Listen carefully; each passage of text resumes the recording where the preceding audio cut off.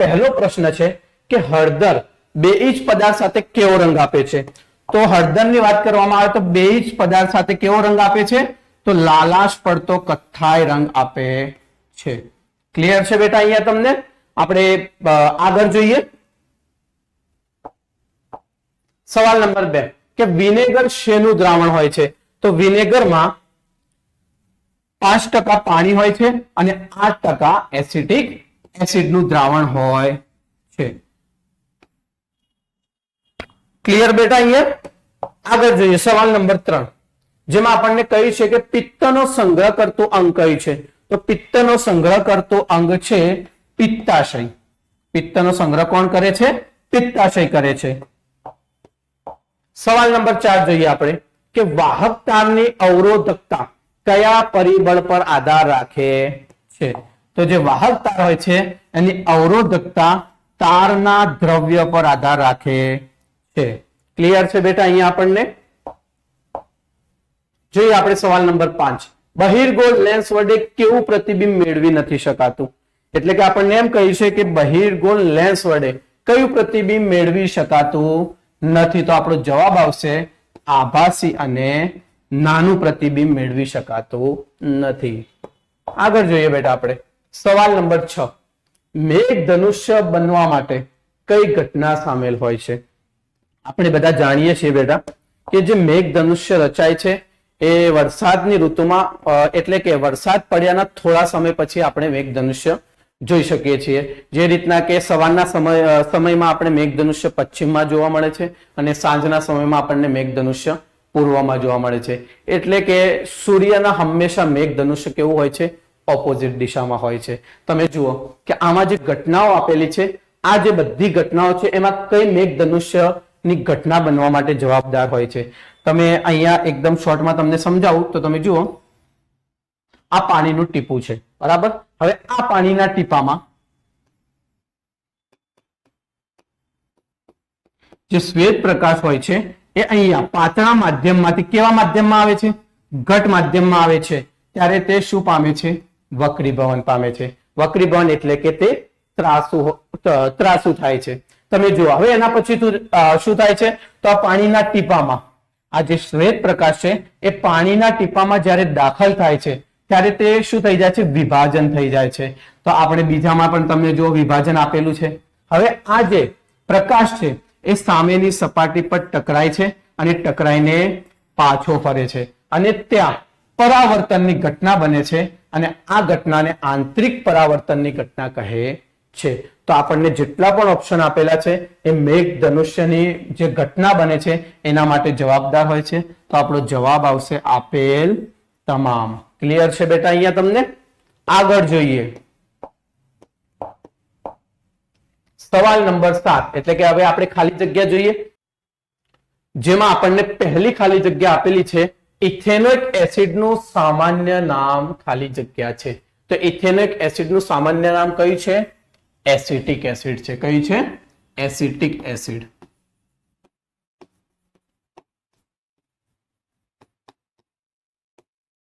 અને તમને સૂત્ર પૂછવામાં આવે તો CH3COOH જે એસિટિક એસિડનું સૂત્ર છે. અહીંયા ક્લિયર છે બેટા તમને? આગળ જોઈએ આપણે સવાલ નંબર 8 મેન્ડેલે સૂચવેલા કારકને આધુનિક જનીન વિદ્યામાં ખાલી જગ્યાથી ઓળખવામાં આવ્યા. તો એને કયા તરીકે ઓળખવામાં આવ્યા? જનીન તરીકે ઓળખવામાં આવ્યા. તો આપણો જવાબ આવશે જનીન. આગળ જોઈએ આપણે સવાલ નંબર 9 નીચે આપેલ પરિપથનો સમતુલ્ય અવરોધ ખાલી જગ્યા હોય છે. આપણે વિકલ્પોમાં આગળ જોઈ ચૂક્યા છીએ કે R1 કેટલા આપેલા છે? આપણને 2 ઓહમ આપેલા છે અને R2 પણ કેટલા આપેલા છે? આપણને 2 ઓહમ. તો 2 + 2 કેટલા થશે? 4 ઓહમ. તો આપણો જવાબ આવશે 4 ઓહમ. ક્લિયર છે અહીંયા તમને? ચલો આગળ સવાલ નંબર 10 હૃદયના ડાબા ક્ષેપકમાંથી નીકળતી મુખ્ય ધમનીને ખાલી જગ્યા કહે છે. તમે જો તમને અહીંયા આકૃતિમાં સમજાવી દો. તમે જો આપણને વાત કરી છે ડાબા ક્ષેપકમાંથી, આપણને શાની વાત કરી છે? ડાબા ક્ષેપકમાંથી જે ધમની નીકળે. તમે જો અહીંયા ડાબું ક્ષેપક છે અને તેમાંથી જે ધમની નીકળે છે આપણે તેને શું કહીએ છીએ? ધમનીકાંડ. અને આપણે એને મહાધમની પણ કહીએ છીએ. તો આપણો જવાબ આવશે મહાધમની.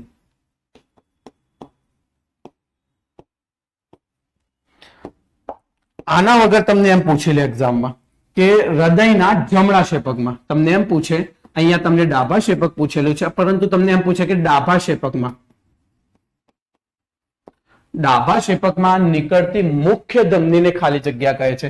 તો ડાબા ક્ષેપકમાં જે ધમની નીકળે છે આમાં તમે જુઓ, સોરી જમણા ક્ષેપકમાં આપણે વાત કરી રહ્યા છીએ. તો જે જમણા ક્ષેપકમાં જે ધમની નીકળે છે તેને શું કહે છે? ફુફ્ફુસ ધમની કહેવામાં આવે છે.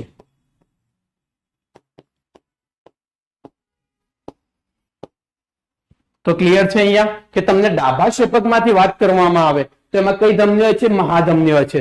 પરંતુ જ્યારે જમણા ક્ષેપકમાં વાત કરવામાં આવે તો એમાં કઈ ધમની હોય છે? ફુફ્ફુસ ધમની હોય છે. ક્લિયર છે અહીંયા બેટા? આગળ જોઈએ આપણે.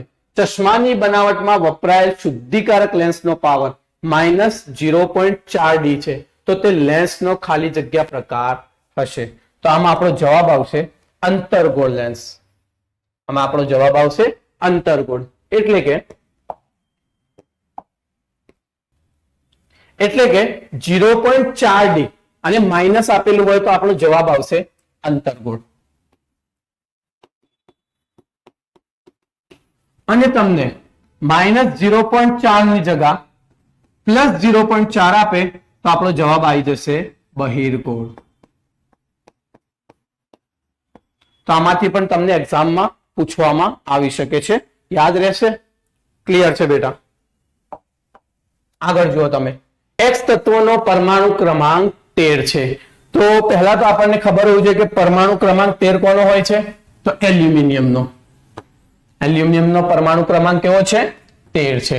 હવે આગળ જોઈએ આપણે કે એમાં સૌથી નજીકનો નિષ્ક્રિય વાયુ કયો? તો તમે જુઓ, આપણને 3 નિષ્ક્રિય વાયુ ખબર છે. બીજા નંબરમાં હિલિયમ, 10મા નંબરમાં નિયોન અને 18મા નંબરમાં આર્ગોન. આ વાયુઓને કયા વાયુ કહે છે? નિષ્ક્રિય વાયુ કહે છે. તમે જુઓ, તમને કેટલા એલ્યુમિનિયમમાં પરમાણુ ક્રમાંક કેટલો આપેલો છે? 13. તો આ જે 13 પરમાણુ છે એમાં સૌથી નજદીકનો નિષ્ક્રિય વાયુ કયો? તો આપણને ખબર છે 13માં સૌથી નજદીકનો નિષ્ક્રિય વાયુ છે નિયોન. તો આપણો જવાબ આવશે નિયોન. ક્લિયર છે બેટા? અહીંયા આગળ જોઈએ આપણે. સવાલ નંબર 13. એક્વારિઝિયા દ્રાવણમાં સોનું કે પ્લેટિનમ ઓગળતા નથી. ખોટું છે.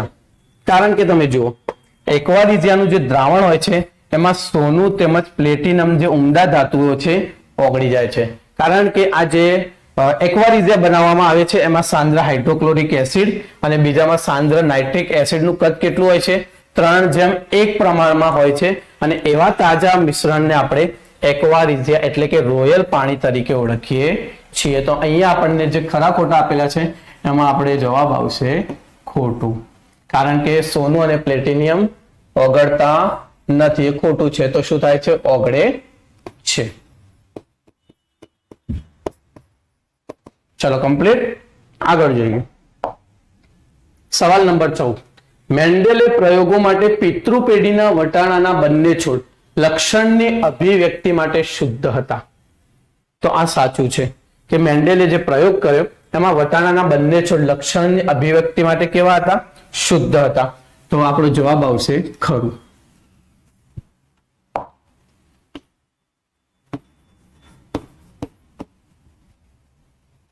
ક્લિયર છે અહીંયા? આગળ જોઈએ આપણે. સવાલ નંબર 15. જુદા જુદા રંગોના પ્રકાશ માટે કાચના પ્રિઝમનો વક્રીભવનાંક જુદો જુદો હોય છે. તો સાચું છે. તમે જુઓ, કાચના પ્રિઝમમાંથી જેટલા પણ કલર નીકળે છે એમાં સૌથી વધુ વક્રીભવન થાય છે જાંબલી કલરનું અને સૌથી ઓછું વક્રીભવન થાય છે રાતો એટલે કે લાલ કલરનું. અને આ બધા જ જે કલર હોય છે એમનું જે વક્રીભવન તમે જોઈ શકો છો કે બધાનું વક્રીભવન કેવું હોય છે? અલગ અલગ હોય છે. તો આપણો જવાબ આવશે સાચું એટલે કે ખરું. ક્લિયર છે અહીંયા? આગળ જોઈએ આપણે. સવાલ નંબર 16. ગ્લુકોઝનું જલીય દ્રાવણ વિદ્યુતનું વહન કરતું નથી. તો આ પણ સાચું છે કે જે ગ્લુકોઝનું જલીય દ્રાવણ હોય છે એ વિદ્યુતનું વહન કરતું નથી. તો આપણો જવાબ આવશે ખરું. સવાલ નંબર 17 જોઈએ, જેમાં આપણે એક વાક્યમાં ઉત્તર આપવાના છે. જેમાં આપણો પહેલો સવાલ છે, પિટ્યુરી ગ્રંથિ દ્વારા ઉત્પન્ન થતા એક અંતઃસ્ત્રાવનું નામ આપો.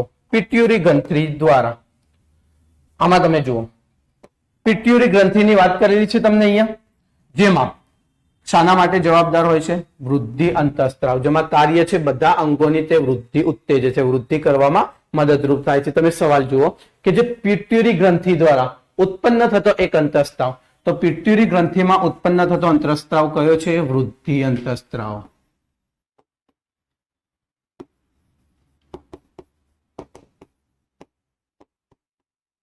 ક્લિયર છે બેટા? અહીંયા હવે તમને એક્સ્ટ્રામાં પૂછી શકે, એક્ઝામમાં તમને એક્ઝામમાં પૂછે કે થાઇરોઇડ ગ્રંથિમાંથી પૂછે તો એમાં અંતઃસ્ત્રાવ કયો હોય છે? તો થાઇરોક્સિન હોય છે. સ્વાદુપિંડમાં પૂછવામાં આવે તો ઇન્સ્યુલિન હોય છે, અને એડ્રિનલ ગ્રંથિમાં પૂછવામાં આવે તો એમાં હોય છે એડ્રિનાલિન. અને તેના કાર્ય પણ યાદ કરી લેવા.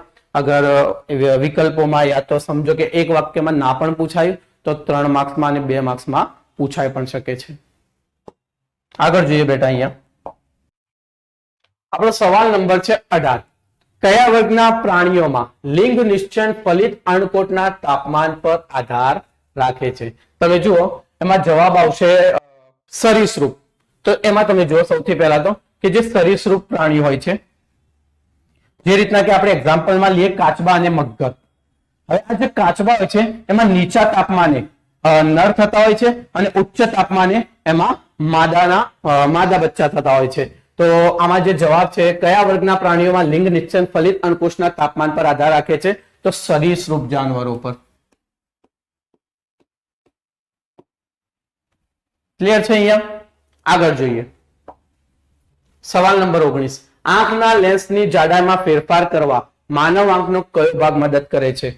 તો માનવ આંખનો કયો ભાગ મદદ કરે છે? સિલિયરી સ્નાયુઓ, જે લેન્સની જાડાઈમાં શું કરે છે? ફેરફાર.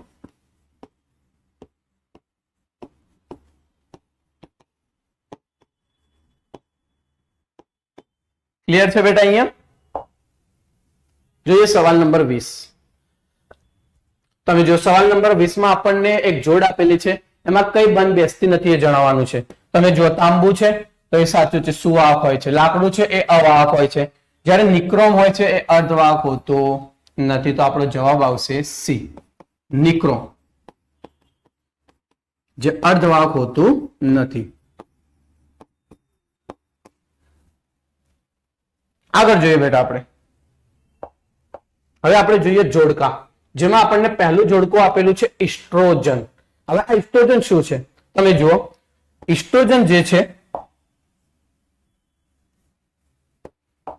એ સ્ત્રી પ્રજનનના અંગો સાથે સંકળાયેલું એક સ્ટેરોઇડ હોર્મોન છે અને સ્ત્રી લૈંગિક લાક્ષણિકતાને વિકસાવવા માટે જવાબદાર છે.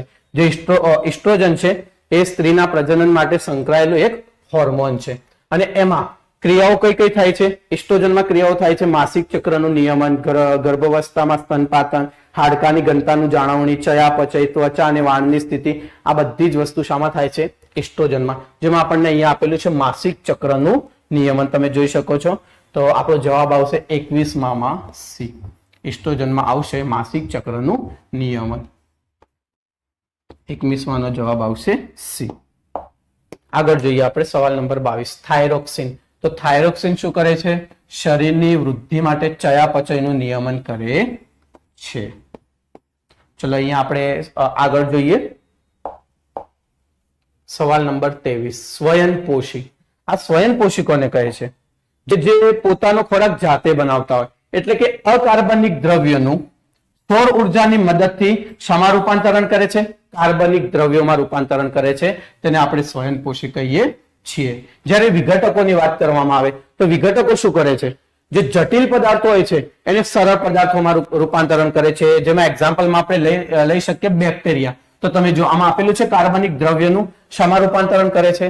તો અકાર્બનિક, એટલે કે જટિલ પદાર્થોનું શામાં રૂપાંતરણ કરે છે? સરળ પદાર્થોમાં રૂપાંતરણ કરે છે. તો 23 નો આપણો જવાબ આવશે સી અને 24 નો આપણો જવાબ આવશે બી. તો ક્લિયર છે બેટા અહીંયા સુધી આપણને?